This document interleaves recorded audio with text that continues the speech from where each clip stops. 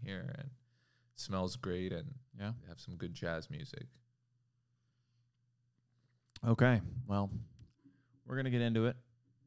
I'm going to push this button right here, and then we'll be recording on both. Check 1, 2. Check 1, 2. Okay. Hey, talk. Check. Hello. Test. Yep. Okay. You don't do your vocal exercises? Yellow belt, green belt, yellow. No, I do not.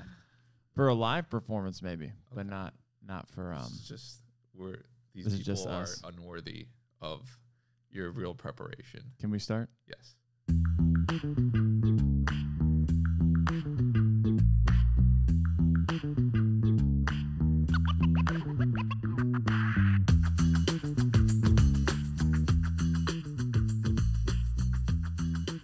All right, we're back. I should honestly be counting these episodes because I think I'm on 4. I'm not really sure, but I know that podcasting is going to become a lifestyle of mine, and it doesn't really matter about the episodes at this point.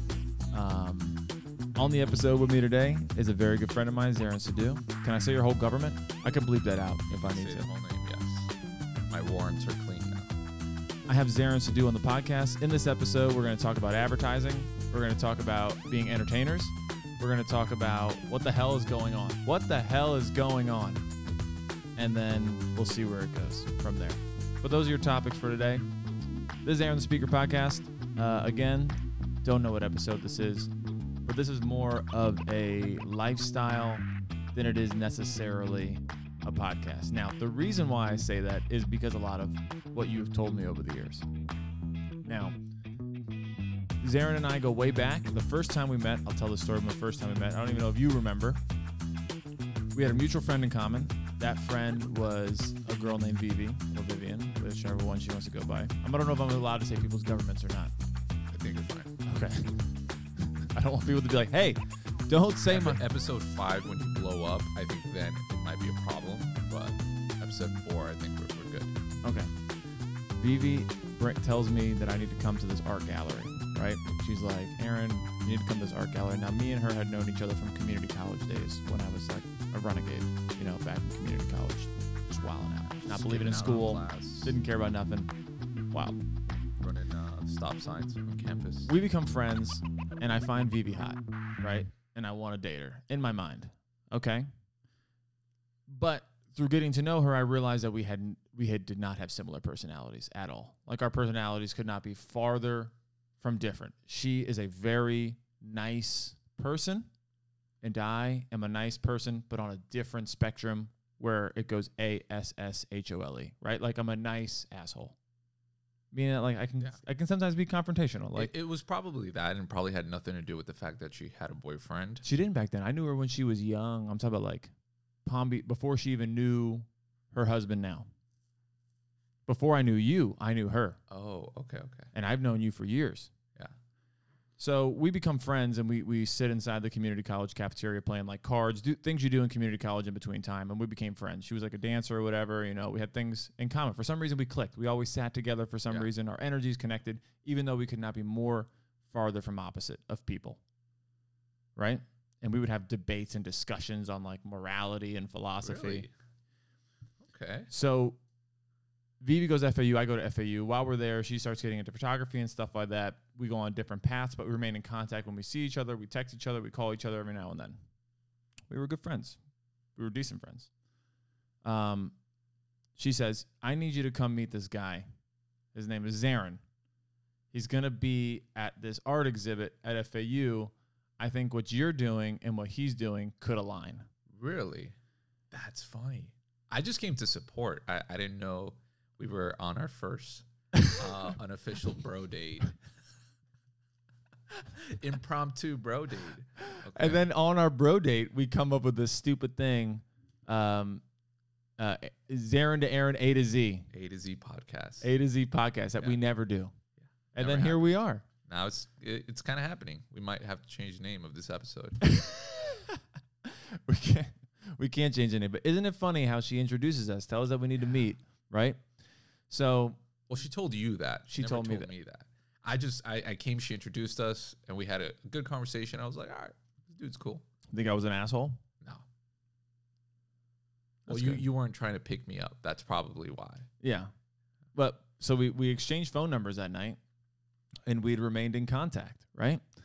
And over the years, we go down our different paths, but we're still kind of in a similar vein, meaning that for those of you listening, years go by, Zaryn starts his own business. It's like breaking for corporate, clients. I'll give a whole full intro in just a second. I know I'm butchering this, and I will let it be fully said. But as the story comes out that later down the line, we both show up to an event to work for a corporate client, and we're both hired. Your company is dancing, and I was emceeing and entertaining. And again, I think this was for JM Family Enterprises. Yeah, that was cool.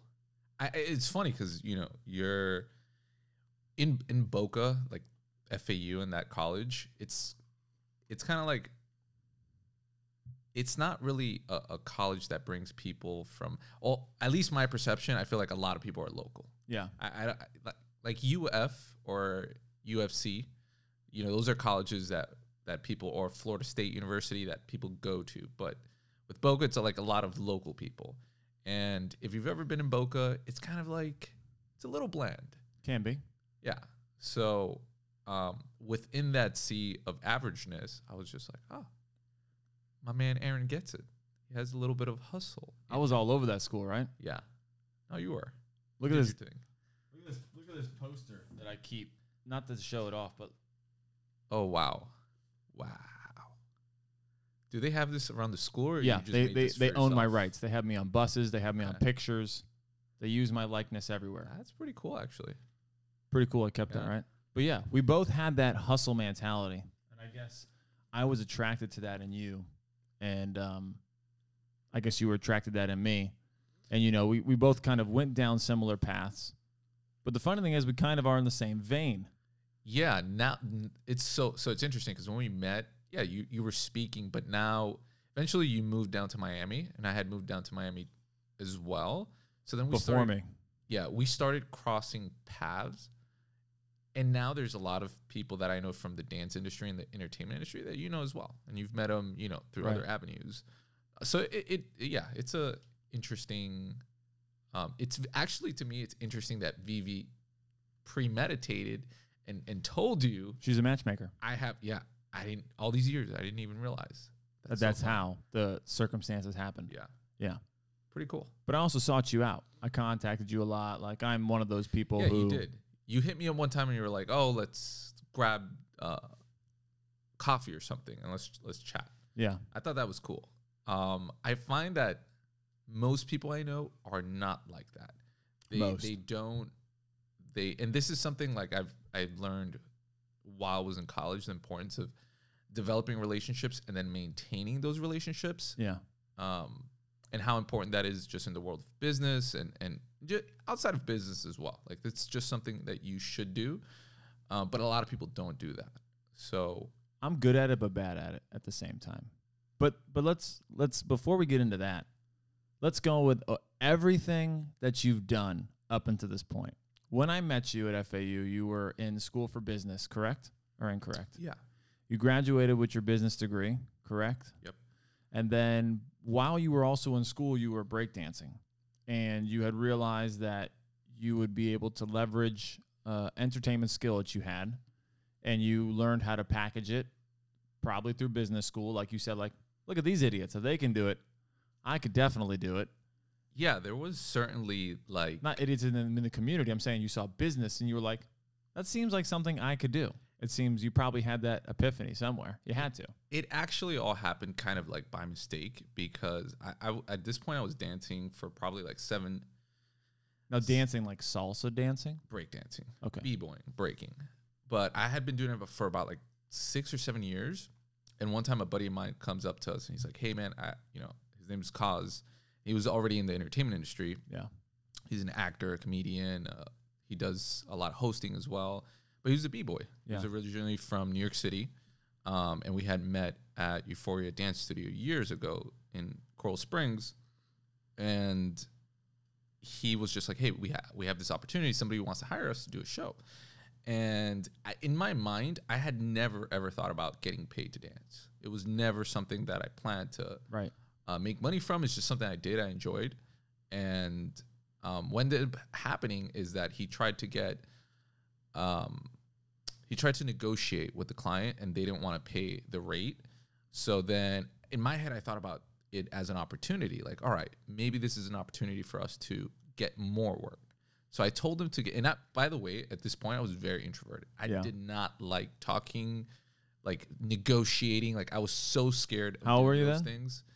Probably like 22 at the time. Okay, you're young still. So this is about 10 years ago. Yeah. I'm aging myself now. But I ended up getting the contact for the client, and I called, and probably the worst negotiation deal ever. Yeah. I got like maybe $75 a person. Yeah. Which Cos was trying to get us like $250 per person to do the show. But again, I thought about it as an opportunity. Like, okay, we do this show, we could use this money, get a website, pay for business cards. And funny thing is, I actually pulled money out of my credit card to do all those things before. So we ended up. So you leveraged debt. Yeah, I leveraged my own debt because I was just like, well, if we're in front of this audience that sees us do this awesome show, maybe we can get some clients from there. Right. So I get my friend to design a logo for like $50. So now you're outsourcing and subcontracting. I get him to make us business cards, and then I'm like, all right, well, I need to put a phone number in an email. So I make an email, and then I'm like, oh, maybe we should make a website too. So I just buy the domain for like $10, nobodiescrew.com. And I'm like, all right, I'll turn it to a website. So you had the name already. Where did Nobody's Crew come from? Were you like sleeping one day and you woke up, you're like, no, actually, Nobody's Crew. I joined the crew later on. It was already established before I joined. It was, so the story goes, my friend Kaz and a few other entertainers that used to work for Platinum Gold, which Platinum Gold is a bar mitzvah and private event entertainment company, and they do corporate events also. They eventually merged and became Zaz Events in Coral Springs. But him and a few of his buddies, I think including Cameron Bink, who actually is really good dancer, super chill dude. He was actually on So You Think You Can Dance a few years ago. And I think maybe Ross might have been part of that too. Okay. Ross from Rock With You. Yep. I might be making this up, but I think he might have been part of them. Part of the group where they started off. And it started off kind of like as a joke because apparently they were going up to Halloween Horror Nights, and you know how you have to stand in those lines forever. So they would just start like basically performing and just like jumping around and breaking and just kind of like dancing for fun while they were in line. And people would ask them, like, what crew are you guys? And they were like, nobody. Like, no, like, we're not in a crew. That's what they were trying to say, like, nobody's. And it just, nobody's crew. And then it just kind of stuck from there. So it actually didn't really it started kind of like as a joke. Yeah. And then the name kind of stuck. So, so that's where the name came from. But that's interesting. When I met them, they were already established. There was a name. They had T-shirts, and I was just like, oh, those guys look really organized. They were doing routines. I was like, I would like to be a part of that. Right. So then you did. And then you eventually started Nobody's Crew, and you got the business LLC, I'm sure, and all that other jazz that comes with it. Were you still at FAU at that time? I was, and even in that time. So you were a student full-time. I was still a student. And the funny thing is I was studying to be an accountant, and I was working at a bank. And you were working at a bank, I remember. I hated my job. I was a teller. And I hated my job. You were a teller when I met you. You told me you were a teller. At Wachovia, that became Wells Fargo. I hated my job because I felt like they were trying to control me too much. Well, who likes a job? And make me like a robot. Like I would have to greet people like, hi, welcome to Wachovia. My name is Zaryn Sidhu. How may I help you today? My whole thing was, if I saw a customer every day and they knew my name, why would I introduce myself like that? Why wouldn't I just be like, hey, Tom. Hey, what's up, Bill? Hi, Janet. How's your day going? And anyways, so long story short, while I was there, I was just like, okay, this might be an opportunity. We got the business LLC. We created the website, and we started to actually get some clients. Yeah. So you weren't alone in this endeavor. It was Kaz, I'm guessing, or it was like a couple people that were kind of helping you out. Yeah, Kaz was definitely a key part of it. There was some other dancers that also were performing with us at the beginning. But from the business side, I was kind of trying to figure all this stuff out. Yeah, as you went along. And that's, at some point, in this time, I started doing auditioning for like commercials and music videos and doing just whatever, just like any other entertainer. Yeah. You take whoever's going to pay you to do anything decent and you go and do it. So at this point, I was like, all right, I think I'm starting to get a little bit of traction, but I'm still working at the bank at this time, and I'm trying to go to school, and I'm also trying to break, and I had a girlfriend at the time, and I'm trying to figure all these things out. So then what happens is I book a commercial. It's my first commercial, and that's where I meet Seth, who later on joined Nobody's Crew, and me and my friend Deeds, who was also doing shows with Nobody's Crew at the time and actually is friends with Vivi. We ended up booking this job together for Toyota, and I booked the commercial, and it's like a 2-day shoot. So I have to call off of work. And the corporate policy at Wells Fargo at the time was when you call off, you have to call the branch and let, a teller or a manager or someone there know that you're calling off sick. Yeah. And then you have to call the corporate 1-800 number and let them know. Wonderful. So when I told my boss, my manager at the time, that I booked the commercial, she was so excited for me because they all knew what I was doing on the side, and so I was starting to get some traction. So they were just like, yeah, just call out. So I call out on Friday, and I call the branch, but I forget to call the 1-800 number. And then Friday, we shoot the commercial all day. And then at nighttime, of course, I go out and party with my friends and drink. And then I had to work Saturday morning. So they would make the bank tellers work from like 8 to like 12 on like rotation. I was like, there's no way I'm going to make it the next day. I was like plastered. I got home like at 3 a.m. So I wake up, my alarm goes off. Maybe around like 10, I don't know, 9:30, 10 a.m. And I call the branch, and I tried to get somebody on the phone so I could tell them that I'm sick and I'm not going to be coming in. So I had already called out Friday. So you had a slight alibi, right? And now it's Saturday, and no one's picking up the phone. So because you're supposed to be there picking up the phone, right? So they're probably busy, one man down. And no one picks up the phone. So I was like, all right, I'll just call the 1-800 number. Again, I'm hungover. It's the day after the first commercial I had ever shot. I was like, this is the best day of my life. And then I call the 1-800 number, but then I can't get through no one to the branch. So I was just like, all right, I'm going to go back to sleep. I'm going to wake up. And the branch closes at 12. I wake up at like 11:58, 11:59, and it doesn't go through. No one's picking up. So I call back, and now because it hit 12, the automated system made it so I couldn't actually get in contact with anybody. Gotta love automation. And 2 weeks later, I ended up getting fired, getting let go from my job at the bank. Because of that. That, and I might have been late a few times before that. So now I'm just like, all right, I've got some traction with this business.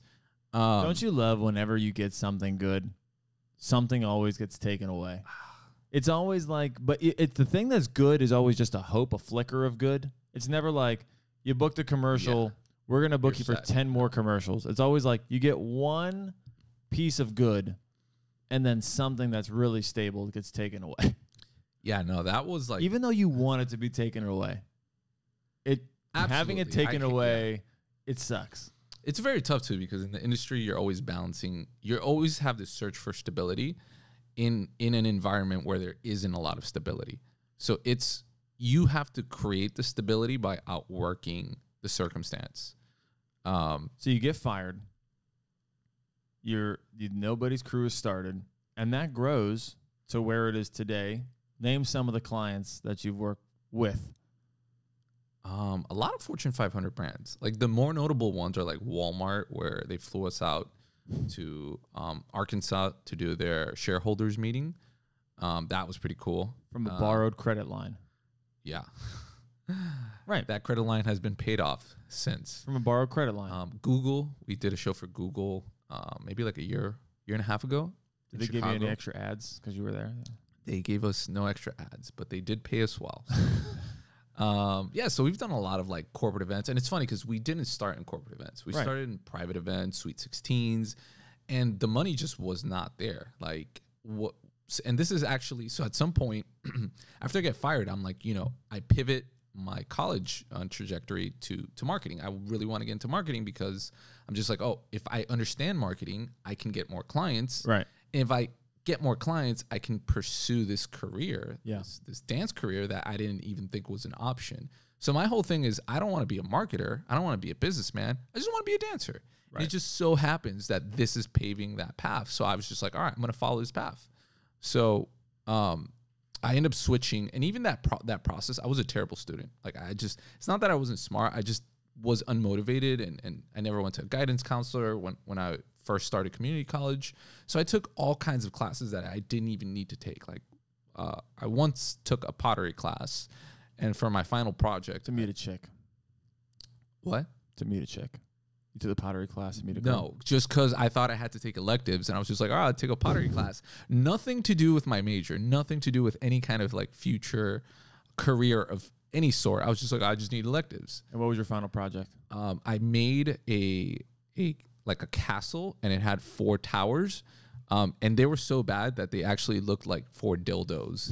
And I just like left it in my mom's house somewhere parked. But my sister is a professional ceramic, artist and like pottery teacher right now is going like, I've seen a lot of dildos in class. Yeah. I was one of those dildo builders. She tells me a lot that they, phallic objects get made a lot in a pottery class. Honestly, it's because clay and cocks, they just go together for some reason. They just connect like Legos. I don't know why. It's just easy to make a mound. She has the insights. I mean, I see what they make. I go, are you sure? That's definitely a penis. She's like, no, it's an artistic representation. It's abstract. You just have to see beyond the shaft. So Nobody's Crew is started. You're breakdancing. You move on from there, and you start working in the corporate world. But before we get to that, we'll go to a quick little break.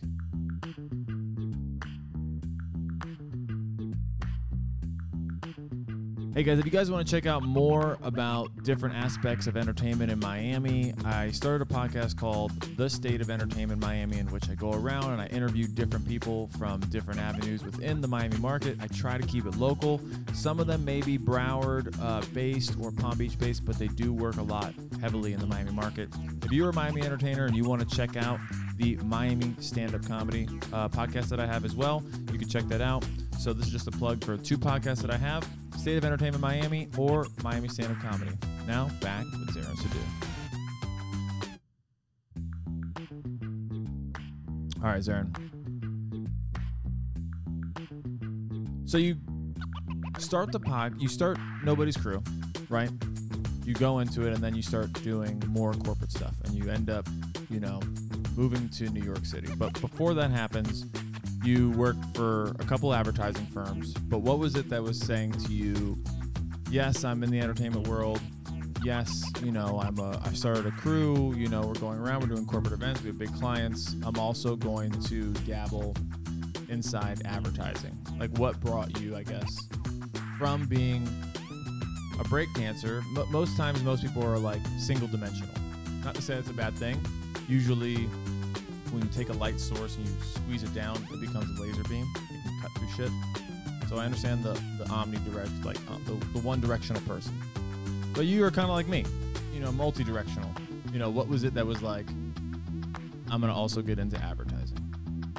So once I was doing marketing in college, I realized, first of all, how powerful it was.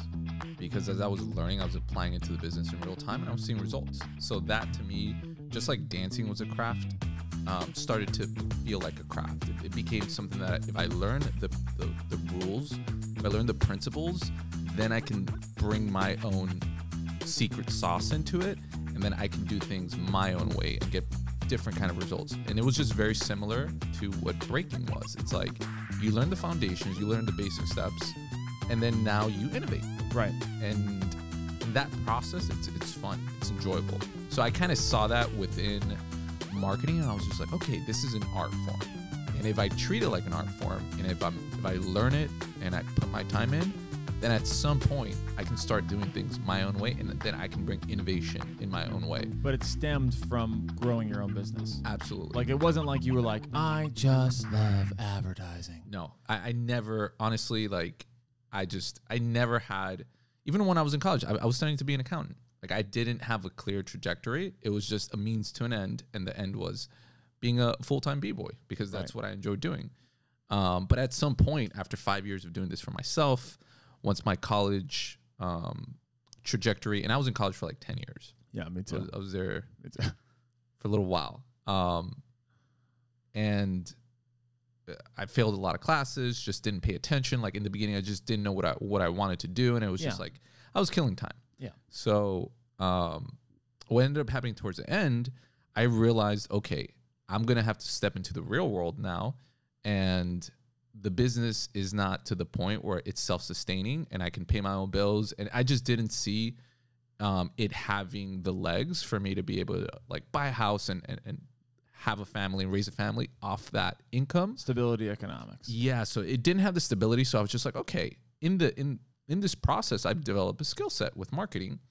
And I had gone to work for like a small company at the time. They were like a startup, and they were like a production company. So they weren't any big advertising firm. There was about 250 people there. Yeah. So they were a pretty small business in the world of marketing and agencies.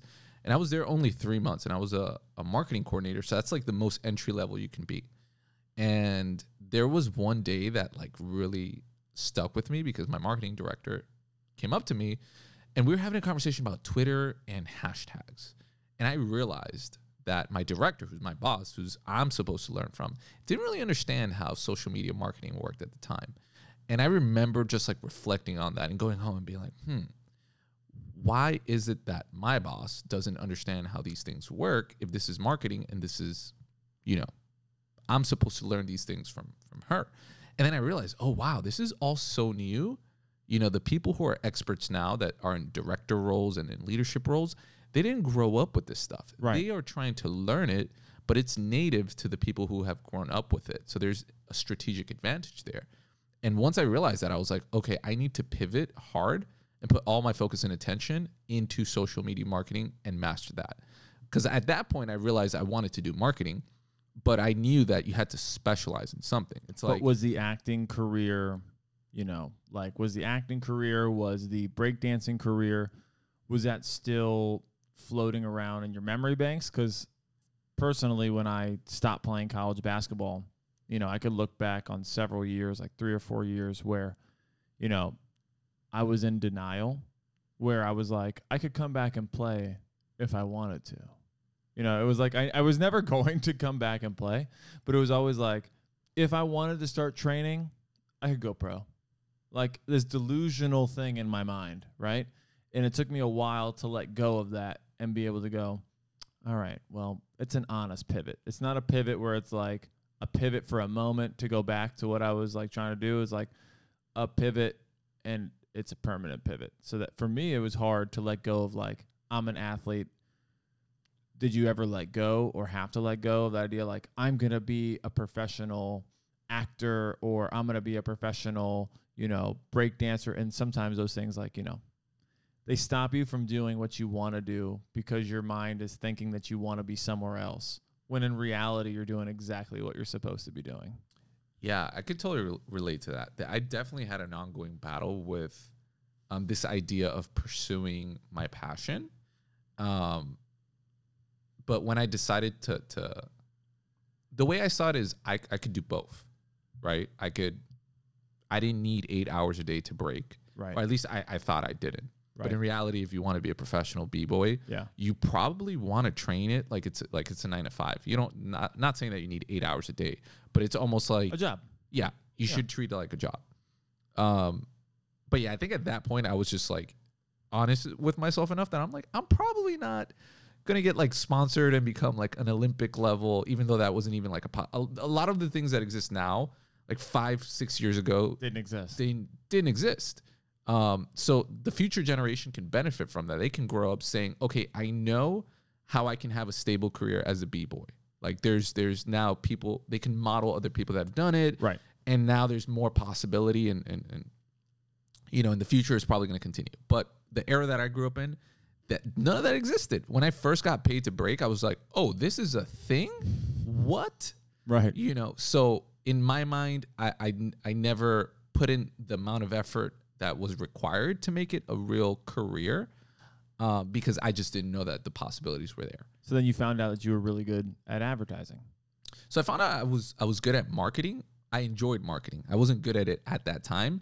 But then I realized there was an opportunity within a certain part of marketing that there was a lot of lack of information from the people who were quote unquote experts that have been doing marketing for a while. So to me, I was like, okay, the young people don't have the experience. They can't be in director roles.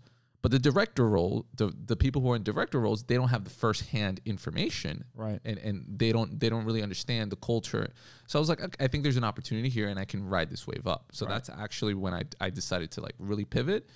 And at first, what I did was I was just like, how do I keep NBDS Productions going, and keep my lifestyle? So I was just like, what if I just freelance?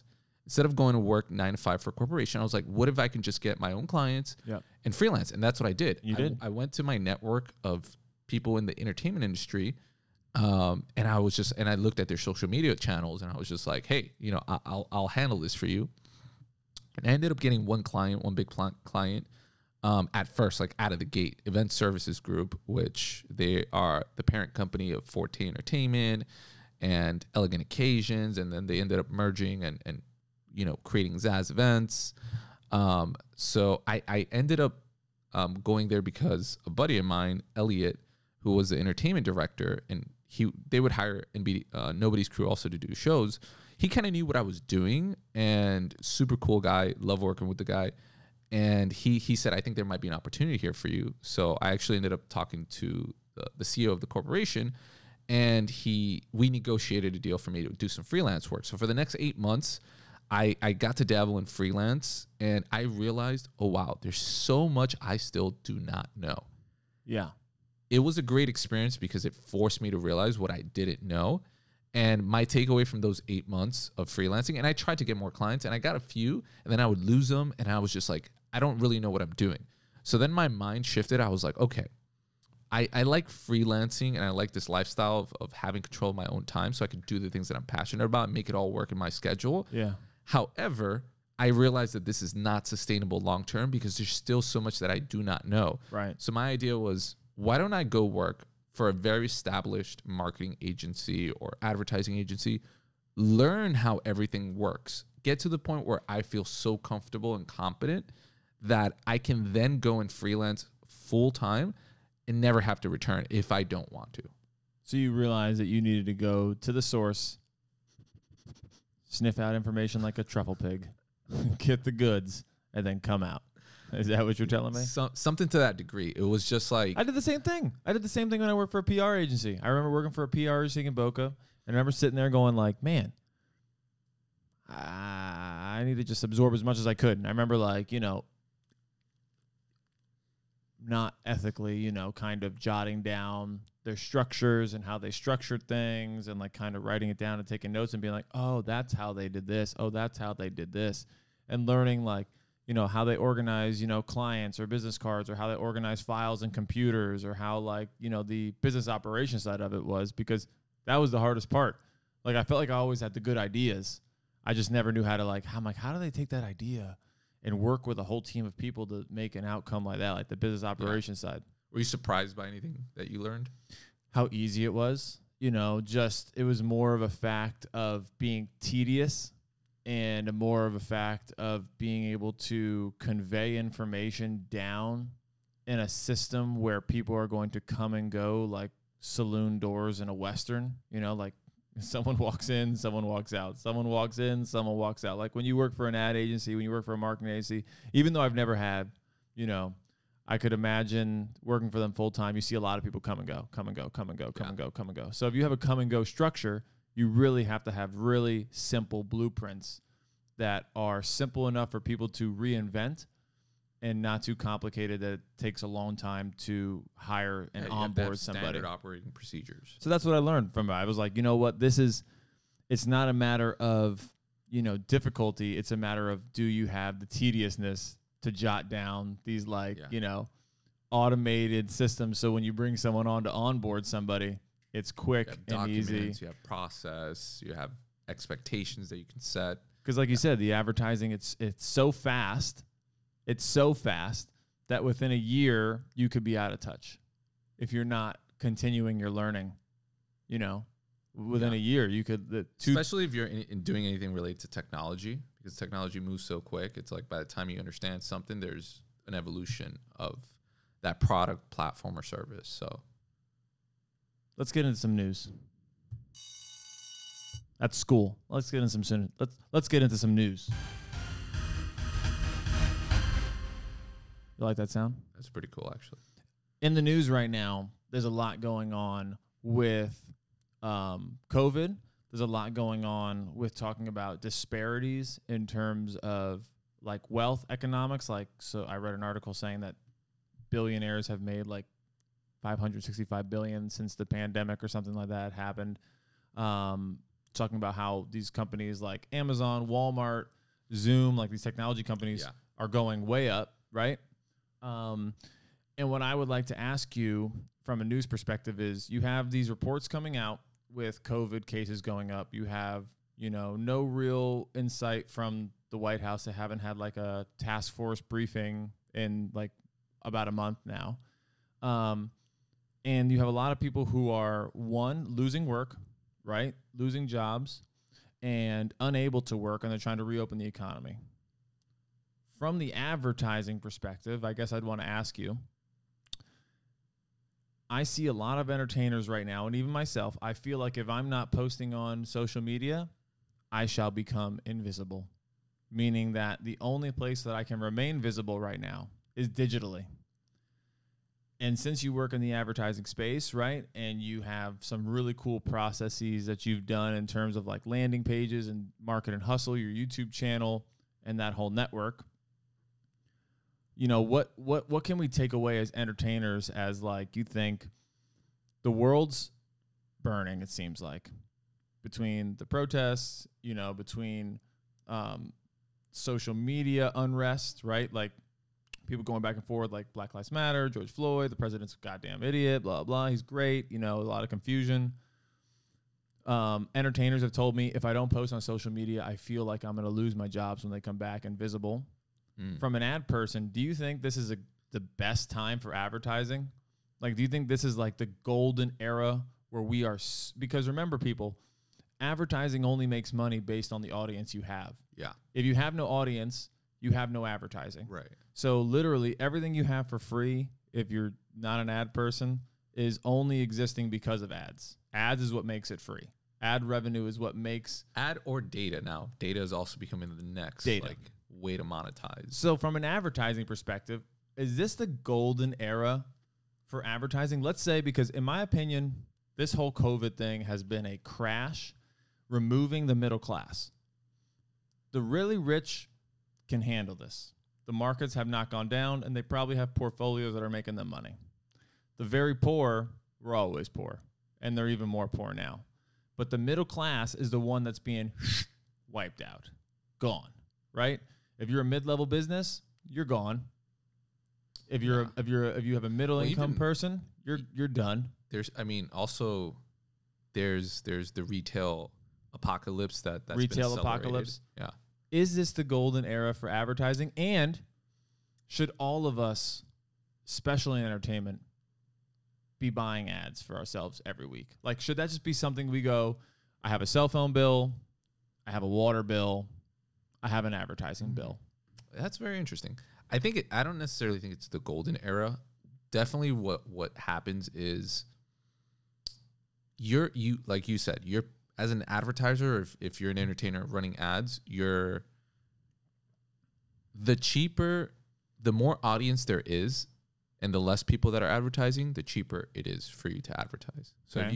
if you boost the post on Instagram or a video, in these times, it probably became a little bit cheaper because more and more people are using their mobile devices because they're either working from home or maybe because they lost their job. Or they're bored or they're just on their phone. Yeah. So there has been a shift, and what's underlying to advertising is human behavior. Right. Consumer behavior. So, but isn't consumer behavior dictated by advertising? Like, doesn't advertising create the appetite for... To a degree. But for example, if people are walking in the streets of New York City, we buy advertisements on the street so they can see it. People aren't walking on the streets of New York City. Well, where am I going to show them the ad? Right. If Elon Musk builds one of his tunnels and now everyone's just underground now, out of home advertising, that doesn't make sense for us anymore as marketers to buy that for our clients. But if I find out that now, because people are taking these underground tunnels, they're downloading a podcast before they get on the subway, or they're downloading a podcast before they get on their Hyperloop, boring tunnel drive, then that's where I'm going to buy my media.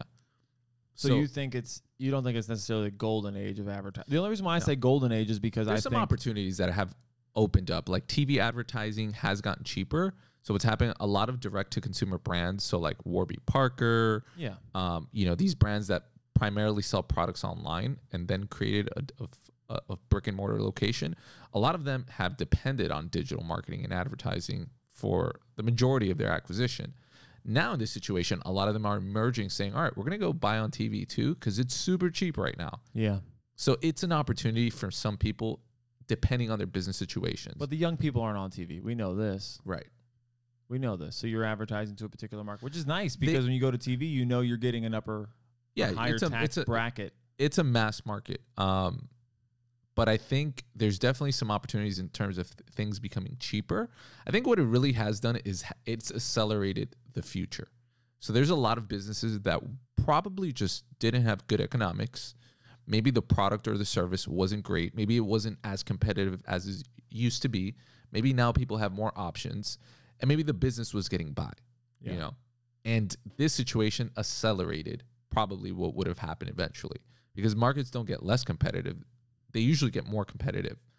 And here's something I want to say about that. And I have a gripe about it, right? And here's my gripe. And for years, I have always gotten in my own way, and I've had people tell me that. I think you've kind of told me that from time to time, that I get in my own way, meaning that like I'll have a great idea to do something and then I'll go, I don't know, I need to be perfect. It needs to be this. I overthink it, right? Analysis paralysis. I get that a lot. But when it comes to talking about, like advertising and things, like I just keep hearing, people say they feel like if they're not on social media, they're invisible, especially in the entertainment world. And you now have a flood of people who are podcasting because one, it's gotten easier. Two, it really doesn't take that much effort. There was zero preparation in our, podcast right now. Like we had an idea of what I had an idea of what we're going to talk about.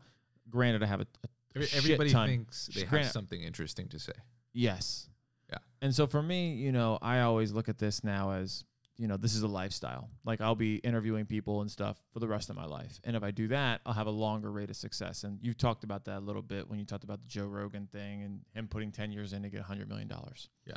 But when it comes to advertising, do you think, again, like, let's say you are a dancer, right? And you dance for Ozuna, you dance for Daddy Yankee, you dance for Beyonce, you dance for anyone. You're not touring right now. You're home. Let's say you're a DJ. DJs are starting to go back out. I have a feeling that we might have to come back in, depending on how our government handles things as cases go up.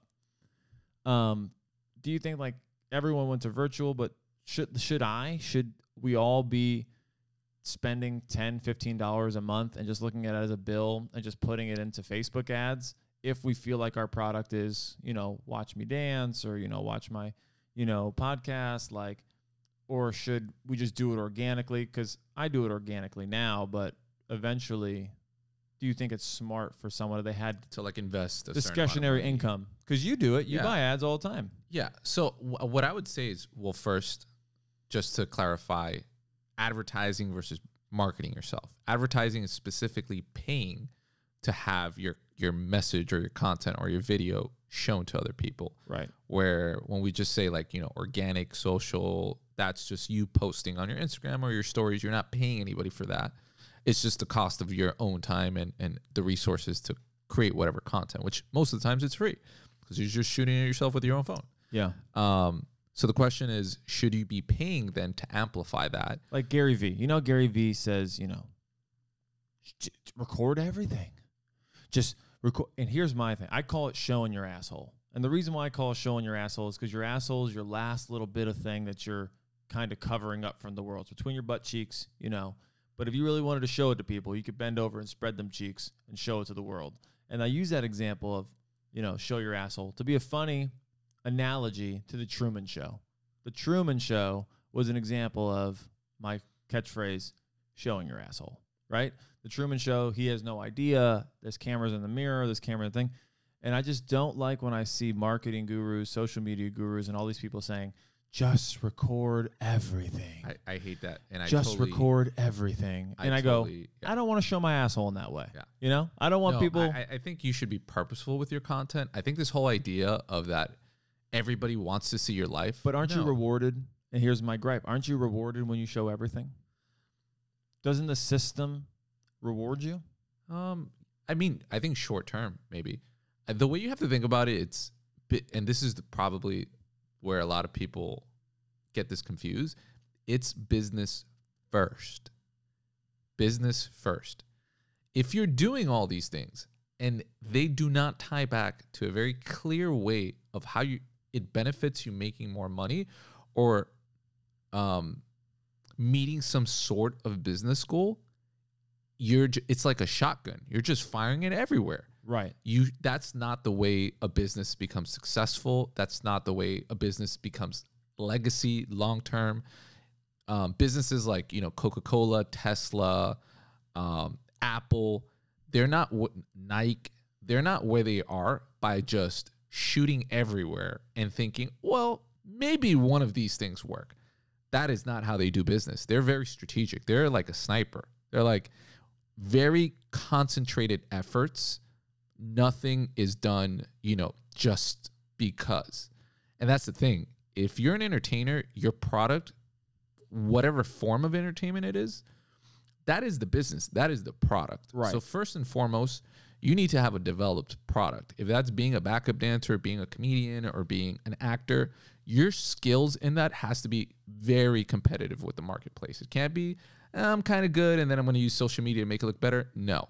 That is like a formula for short term. Yeah. To be mediocre at best. So I think you need entertainers, in particular, they're very creative. So they usually don't lead with this logic. It's usually like, kind of like what I was saying before. It's like, I was passionate about breaking, and then I realized I can make money, and I didn't even know I can make money, so I just followed the wormhole. Right. But now after following that wormhole and working with a lot of global brands and very big businesses over the last 10 years, now I realize, oh, wow, you need to lead business first. So if you think about yourself as a business and your dance skill or your comedy skill is the product, first of all, you need to have a great product. And you need to be evolving and innovating that product. So most of your resources should go to the product. Yeah. If you have a great product, you won't have to market and advertise as much as the competition. What happens if you're just not that, your product's not that good, but you still want to make money? Yeah, you still need to make money. Because my product's not that good. No, look, there's many products I think my product's good. That they're like, okay, we know we're not going to be the best, but we just want 5% of the market, and we'll make good money, and we'll have a good life. Yeah. So even if you don't have the best product, it's not to say you shouldn't market yourself. If the way I think about it is like in your first 5 years of dancing, 5, maybe 8 years, you should probably focus on the product, and there shouldn't really be too much marketing about it. Then once it's a good product, then you should start like pushing it out there. And as the product gets better, if you're marketing effectively, you're going to generate demand. Yeah. Because other people are going to see what you're doing. They're going to be like, oh, this person's really good. You're going to stay top of mind. So that's a very common goal in marketing. It's how do I stay top of mind? And that's what people should be doing right now. Right. Because right now you cannot get hired. There is no demand. So demand is something that happens at the bottom of the funnel. So it goes, I need something, right? Who should I buy it from? Or what brand should I buy it from? That's the second stage. But first is a problem recognition, problem identification. It's like, I don't have toothpaste. I need to brush my teeth. Yeah. Great. Who can solve this problem for me? Colgate, because I've seen Colgate ads 1 billion times in my existence. So you think about the brand that you've seen most messages from that resonate. Then you say, all right, now I'm going to go buy that. So if you're working in entertainment right now, you can't convert because no one's going to hire you right now, but you can stay top of mind.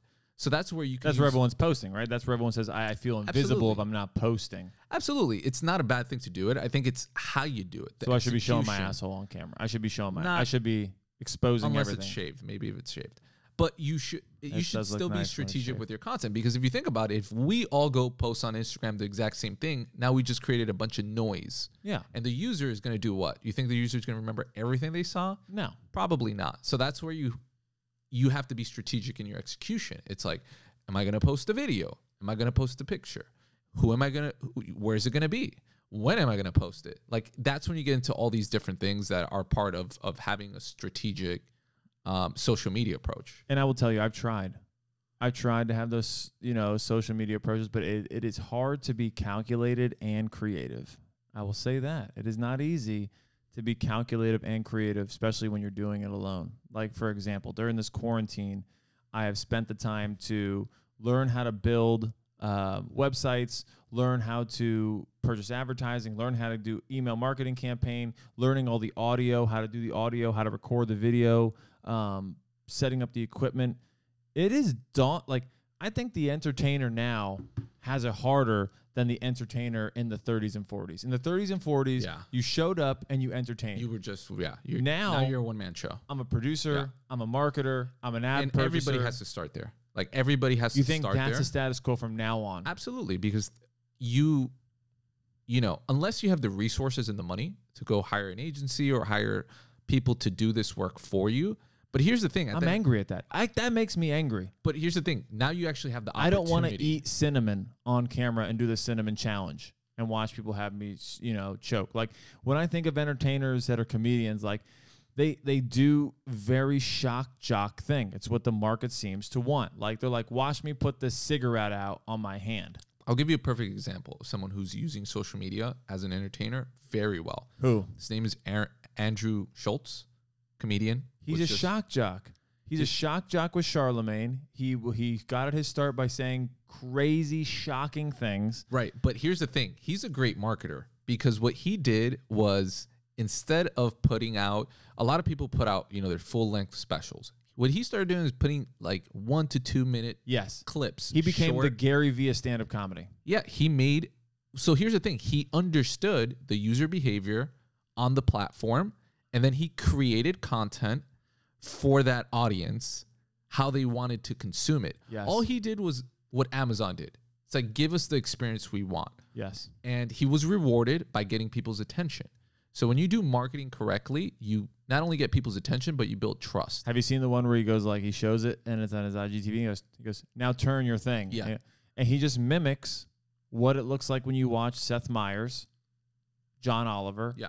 Where he has like the little cutoff with the Andrew Schultz running. Great so artist steal. He basically just mimics the late night talk shows that have now been converted to YouTube. Right. Because it's like, why would you reinvent the wheel? Correct. It's like, I don't have to create, like, Tesla made an awesome electric vehicle. I fucking love Tesla.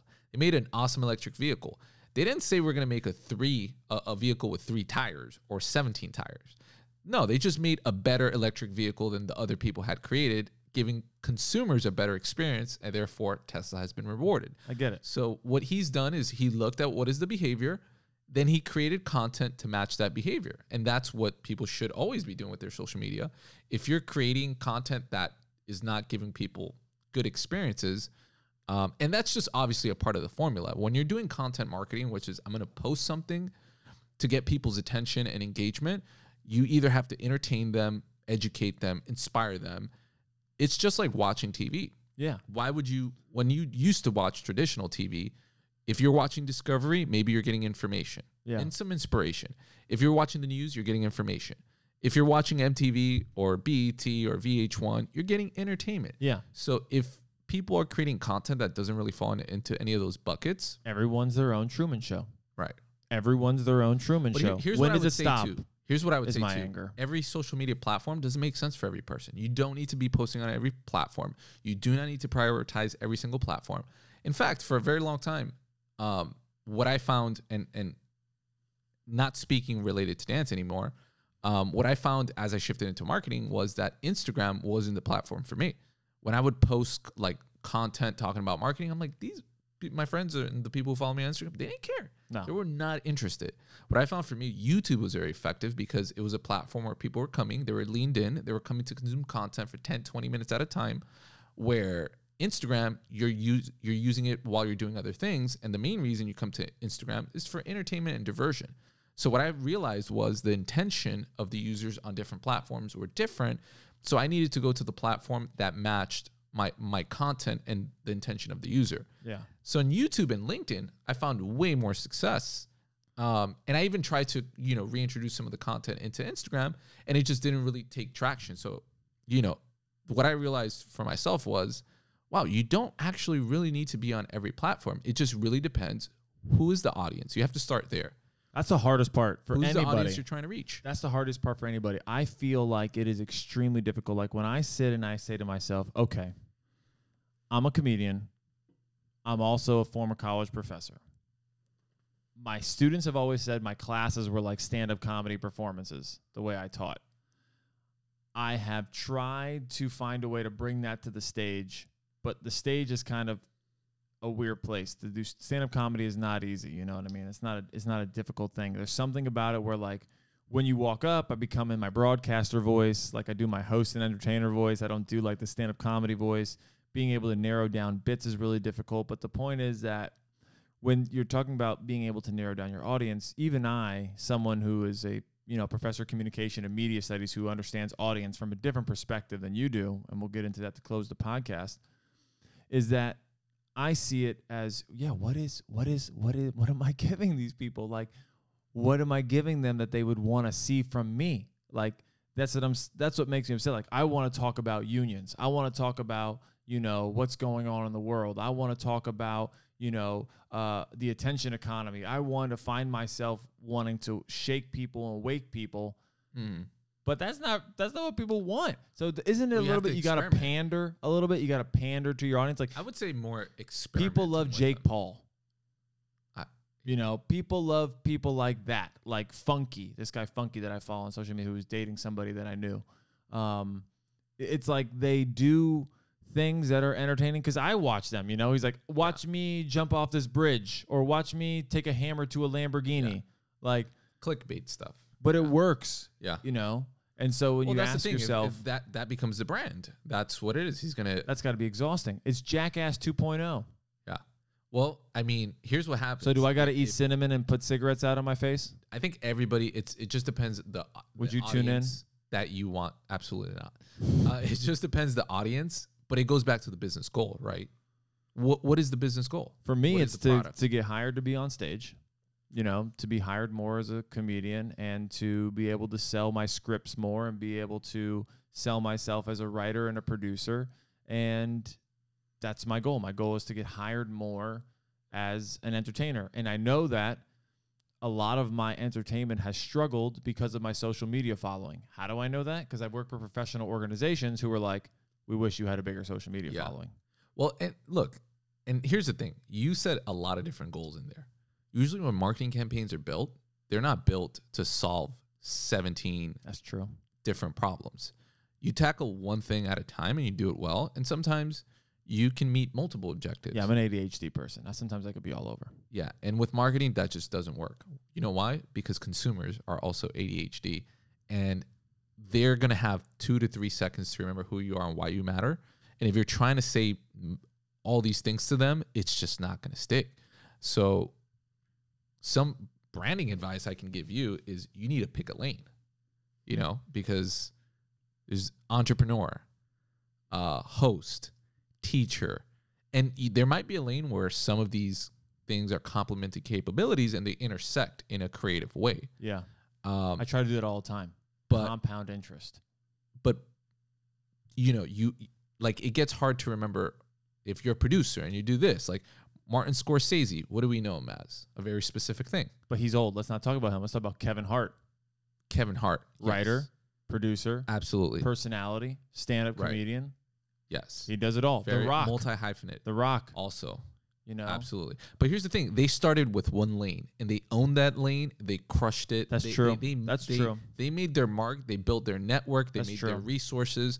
They all started with one pure focus, and it was that then became a gateway later on in their careers for them to explore these complementing areas. That's true. But you have to start with some place because, you need something that you're going to be really great at that's going to give you a network. It's going to bring you resources, and it's going to help you build a brand.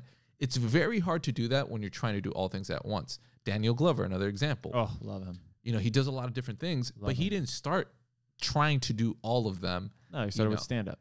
And then over time, as he started to prove himself, writer, it's like a tree. You know, it's like the branches don't grow until the root of the actual tree. I guess I feel insecure with myself, and I go, I got a pretty strong tree. You know, why are these other branches not growing as fast? But maybe I need to check myself and go, maybe my tree root's not that strong. You know, maybe my idea of who I think I am as an entertainer is not what other people, you know, because I've worked for the NHL. You know, I was good enough to be a professional arena host. I worked for Major League Lacrosse, another professional team. I've hosted national championship games for professional sports leagues. You know, I've worked for Bang Energy traveling the country, even though Bang Energy is not the epiphany of whatever, but, you know, big enough to be behind a corporate brand and travel different states. I've worked for, you know, major charities like the Arthritis Foundation, American Breast Cancer Society, traveling out of the state. You know, another way to figure it out, last year, outside of your, you know, working as a college professor, what made you the most amount of money? Hosting. And it's that skill set. Yeah. But not stand-up comedy. And that's what gets me upset. But then again, I've been more of a host the last 8 years than I have been a stand-up comic. I haven't been doing stand-up comedy for 8 years. I've been doing entertainment hosting for 8 years. So you've developed a really strong skill set in hosting. But not stand-up comedy. You also understand, I mean, you studied communications in school, so that even gives you more credibility in that area. No one cares. So that's what I see being like your main thing. Everything else can still exist, but Nike can't have 10 different logos at the same time, even though they want to reach multiple audiences. They need everything under one umbrella. Yeah. And then over time, they might have brand extensions. That's very common. You have a parent brand, and then you extend it. I saw in Boca here, Tide Cleaners. Crazy. Tide Tide. Yeah, in not here because we're in Miami, but in Boca, Tide Cleaners. And I saw it right next to a Starbucks, and I was like, brilliant, because Tide is detergent, and people trust that brand to clean clothing. Was it branded by them? Yeah, it was Tide Cleaners. I was just like, this is a pilot store. They're probably doing it in other cities. I was like, flawless brand extension. Smart. Yeah. But here's a more extreme example. You know, Skittles, they taste great. What if they made a soda? I don't know if I would drink a Skittles soda. No. Maybe if I was 10. Not now. I'd eat a Skittles lollipop. Right. Because it makes sense, because it's a candy, and that's what they're known for. But if Skittles started making motorcycles, I would not buy a Skittles motorcycle. So not a good brand extension. So unless when you floored it, rainbows came out of the exhaust pipe. Only exception. Absolutely. And you left like rainbow residue on the road. I think you're asking for a bit much here. That evaporated after a while. If anybody from Skittles is listening, let us know if this is possible. So you as an entertainer, you have to figure out what is your core product, what is your core service, and you need to stay in that lane, and over time look for opportunities. But the hardest part is money, right? Even though you want something to be like your main focus. Like if I was like, I want stand-up comedy to be my main focus, right? I can't make enough money off of stand-up comedy. Even though I've started Miami stand-up comedy and I try to produce shows, still not enough money. I can host an event and make what I would make in a whole week in 4 hours. And it's your cash cow. Businesses do the same thing. They have one product or service that brings in the money, pays the bills, and then they're able to take resources from that to reinvest into growth opportunities. This is how businesses do it all the time. But they would never say, oh, well, we're really passionate about this one thing. It doesn't make us any money. If we can't run the business, there is no business. Right. So it's a very common strategy. And again, if you go back to thinking about yourself and your entertainment career as a business and, you know, develop like these goals and then say, all right, you know, now I'm going to come up with plans to achieve those goals. And it so happens that marketing is going to be a part of that. So now when you start to, you know, draw out what you're going to be posting tomorrow on Instagram, it's actually connected to a very methodical and thought out end outcome. What I wrote for Instagram is tall, stand-up, writing, cross-promoting, And that's what I would use Instagram for according to that. So I would just let people know how tall I am, like photos of how tall I am, because I get recognized for my height all the time. Like when you ask anybody in this area, like, do you know that guy Aaron? Who? The really tall guy with tattoos? Oh, yeah. I've met him. I know him. It's part of your brand. So I know that tall. So tall, stand up. But I've tried to do those things, but I've always struggled with the artificiality of it. But before we go into that, let's jump into a class session. It's the last segment, and we're going to get into school. All right. We've talked a crap load about a bunch of stuff, how we started in the beginning. We talked a little bit about your advertising history and if everyone should be advertising. We're still, there's always going to be a debate about that. But let's talk about consumer behavior to close, because consumer behavior right now is not only affecting what we're purchasing, but also social movements, right? Yeah. And consumer behavior is affecting these social movements. So absolutely. I'm going to say something that I've talked about before, and this is like the professor me, like what professor had on. All right. In rhetoric, when we study rhetoric, we study how manipulation works after it's worked, right? Where in marketing, you kind of study manipulation in a pragmatic way. Like you want to know, like, if we make this campaign, will it make people buy? From a communication standpoint, we will take that effort. If it works, we'll go in and we'll sift through it and we'll go, why did it work? What made it work? In communication studies, we have this word called exigency. And what exigency means is it's, in its purest definition, the ability for someone to be persuaded. And I'll explain this in a way that I've been coming up with the last couple of days, trying to define it as easy as possible for people to understand exigency, right? I talked about it on another podcast before, but you drive past Burger King every day and you don't want a burger, right? And you don't even think about it. You see the logo, you see the smokestacks, you know it's there. It's in your mind. It's in your peripherals. You drive past Burger King, right? But you don't pull in and go, I need a burger now, even though Burger King is slamming us with advertising 24/7, right? Like you don't see a Burger King ad and go, I quit my job. I need 6 nuggets right now. They're 99 cents, Yeah. That's not the way advertising works. There has to be some kind of exigency, right? And so you drive past Burger King every day, and then one day, I call these the happen to be's. You happen to be hungry. You happen to know you don't have food at home. You happen to be having to go home, quickly shower, go get dressed, and go somewhere else. You happen to have loose change in your cup holder.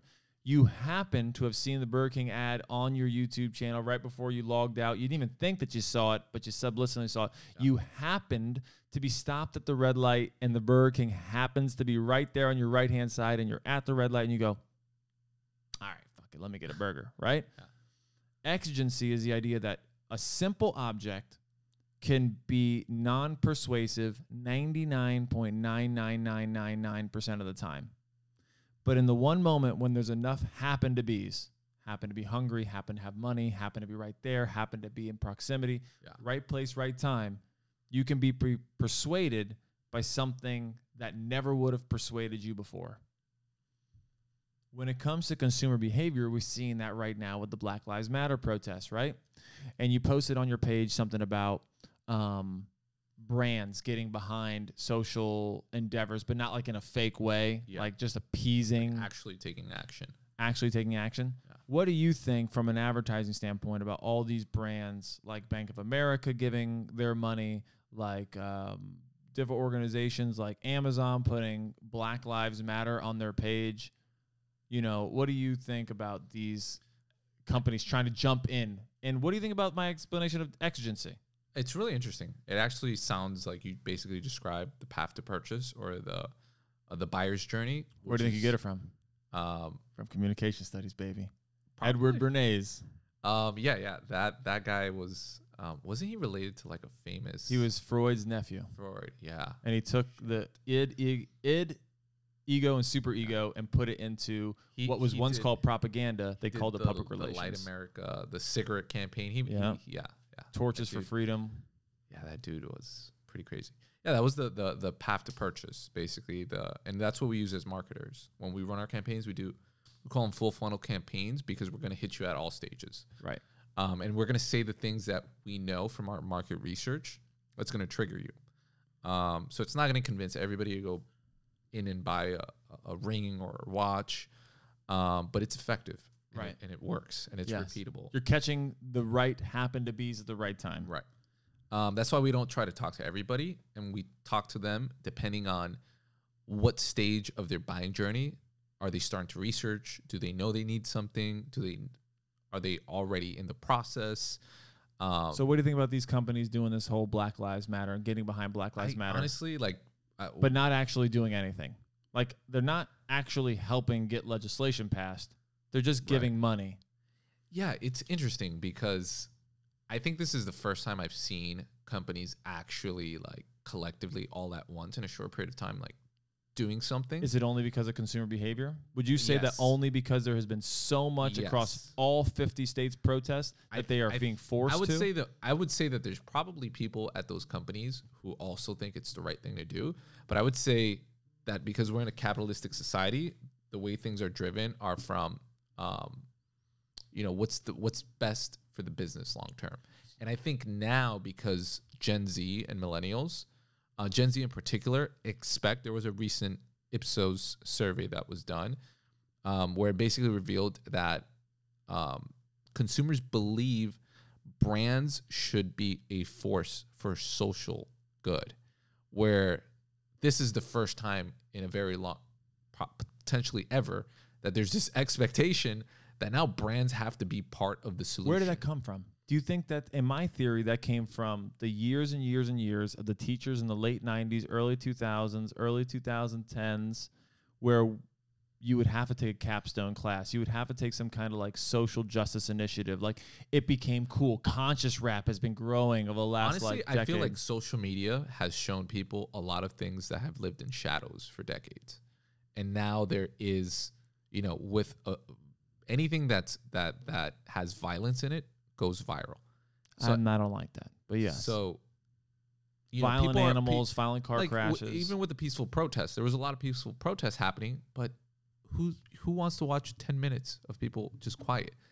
Human nature is, I want to see, 30 seconds of chaos, unfortunately. So I think social media has allowed people to see a lot of things that lived in shadows for a very, very long time. Videos, virality, that has allowed us to see these things. So now we're aware of it. Right. And I think that has started over periods of seeing this happen again and again. There's been a public conversation about it in a way that there's never been one. But I think brands that come in and just throw some money aren't necessarily participating in change. They might just be participating in good PR, to benefit themselves. Because this is not a problem that posting a statement. I mean, not to say that you shouldn't show your support. I think it's important, but I think you shouldn't overshadow the fact that this is a systemic problem, meaning that these isolated efforts of just throwing money here and there are not going to fix the problem. It's like putting a Band-Aid or putting a towel over a broken pipe. Maybe you could help it short term, but it's still broken. Do you think they're gambling on the fact that this loses its trend in a few months? Do you think that these brands donating money right now, this is just crisis PR, and they're just, I think some of it. I wouldn't say all of it. I'm sure there's definitely people in those organizations that do have good intentions. Because wouldn't Jeff Bezos give his employees able to unionize? Wouldn't he give them good working conditions and all these things if he really cared about Black Lives Matter? Isn't Black Lives Matter more of a humanitarian thing? It's more about it's about addressing the systematic racism in this country and that fact that African American people have been systematically oppressed, not only in America, but in the Congos, in Belgium, when they would cut off their hands. And, it's a humanitarian thing across the world. If you have darker skin color, it's easier for me to hide my religious beliefs, right, than it is for me to hide my skin color. And that's been the plight of the African American, is that it's visual. Yeah. Race is a visual. You can see it with your eyes, right? I think that's what social media does. It shows us the things that, for a long time people were in denial about. But how do we apply pressure? People are upset. People are upset with Amazon, but we have to use these things. Yeah. You can't boycott, Facebook and Instagram. These protests, and not that I support the looting, but the rioting, which is in between the protesting and the rioting. Looting is when you're breaking and taking things for your own benefit. Rioting is when you're destroying public property. I I think that has made a difference. The peaceful protesting has made a difference. Here's why the writing has made a difference. There's a lot of brands that stopped advertising. Yeah. When you start destroying stores, that's when, power is like, oh, shit. We need to protect our assets. There's people destroying our assets. That's when they're like, okay, this is a problem. I didn't want to pay attention. I have to pay attention now. Correct. They forced them. Yes. And do you think when you look at consumer behavior the last couple of years, in my opinion, unfortunately, I think people lose steam. I think that... But there's already so much that has happened. I mean, there's literally Confederate statues that are being taken out across the U.S. That's true. I'm not accounting for that. Police forces that are reducing budgets, defunding, which I think you still need a police. But the question is, do they need to have 1/3 of the city's tax income? That's the question. It's like, could we use some of that money in other places that would give us better outcomes? Maybe educating people better, maybe having more opportunities for people of color. And I would like my cops to not have better weapons than they do in Call of Duty. Yeah. To be honest, taking military equipment away. But listen, I get it with that whole thing with, if I was a cop and all you gave me was a billy club and a ticket writing pad, it wouldn't be so cool. It's way cooler to have the bulletproof vest, the amphibious vehicle, the bazooka. Yeah. Why do you need a bazooka? You never know. Never know. Toss a grenade in there. But yeah, I think that is like. But do you think how do we make these action steps? Like, for example, as a comedian myself, I called you the other day and I purchased FloridaVoteByMail.com, .info, .org or whatever, and I created the Instagram and a Facebook page, and I sent it to a couple people. No one gives a shit. Nobody cares, and I get it. I got to find a way to make it funny and entertaining and all these things, but how do we move these people, or is there going to be something in the advertising world, do you think, as the 2020 election comes up? Do you think companies will step up into this corporate responsibility, social responsibility avenue and really help with the voting process? Or do you think companies are going to back out when this Black Lives Matter thing, if it kind of dies down? Because I'm not sure. There's one thing to give money. There's another thing for Bank of America to give $1 billion to the election process to make sure all the elections run smoothly. That would be social responsibility. But do you think they really want them to vote? Or do you think they just want them to purchase? I'm hitting you with hard questions right now. Yeah. I think when I see Bank of America donate $1 billion, their track history hasn't been the best. Right. So what I'm thinking is they've found a way to be able to rationalize giving $1 billion. That means somehow, long term, they are actually going to benefit from this investment. Right. It's an investment. Yes. So knowing how companies work, there's somehow the way they're going to structure these programs or this money that it's actually going to enrich them long term. Yeah. How? I do not know. But they'll figure it out. Yeah. They usually work in their own self-interest from a financial perspective long term. Right. So what do you think people do? You think they just kind of lose steam, all these people posting? And you know what? And you know what? I am not giving enough credit. You are right. I am not giving enough credit. They have tore down statues. People are more politically aware than they ever have been before. People are, at least looking up a lot of black documentaries. The Justice and Police Act, which was prepared by the House, and now it's in the process of becoming a law, which who knows, or a bill or whatever the hell happens, if it actually goes through. But that happened pretty fucking quickly. Yeah. Typically, it takes a very long time to get 200 plus co-sponsors of a bill and to get it to pass the House or the Senate. Yeah. That has moved pretty quickly. So to me, it's like the machine that moves the slowest is government. To see them say, whoa, things are breaking down fast. We need to put the same action as we did to try to prevent the economy from collapsing with COVID.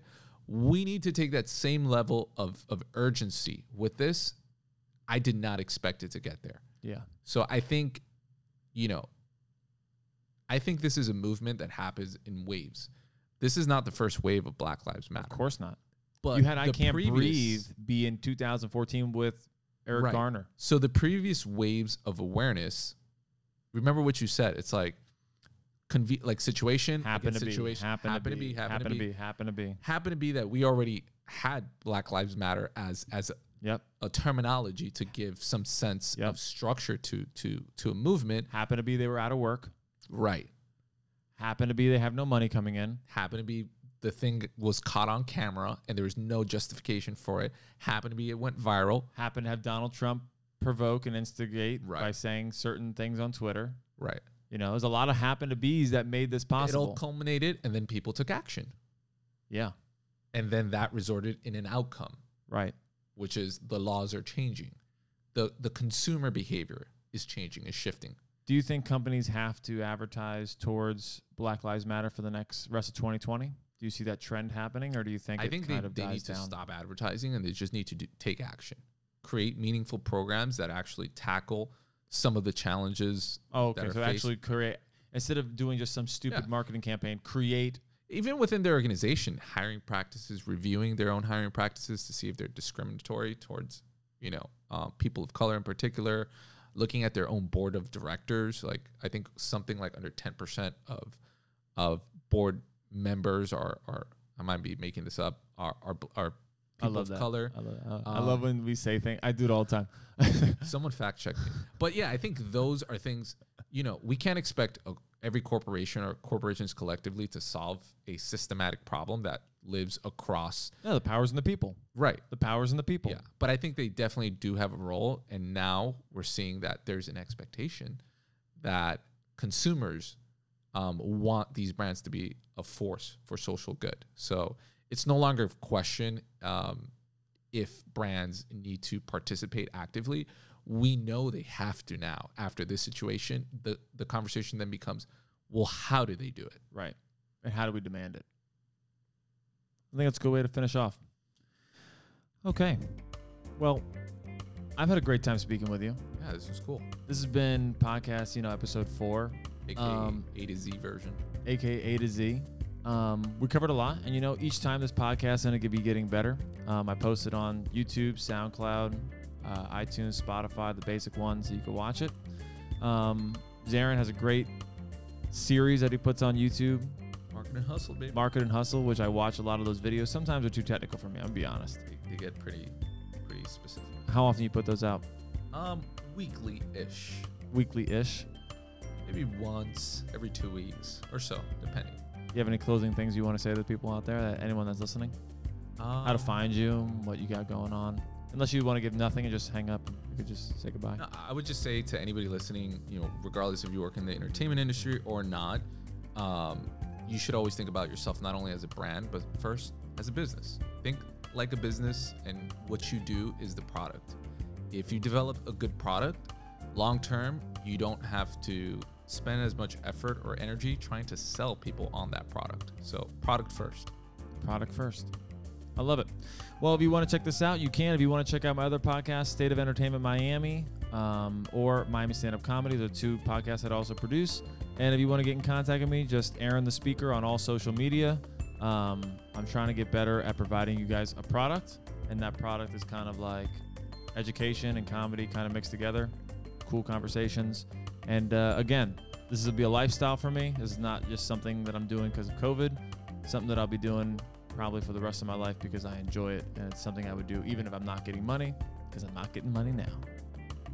I appreciate you guys listening. We'll see you on the next one, and goodbye. Peace.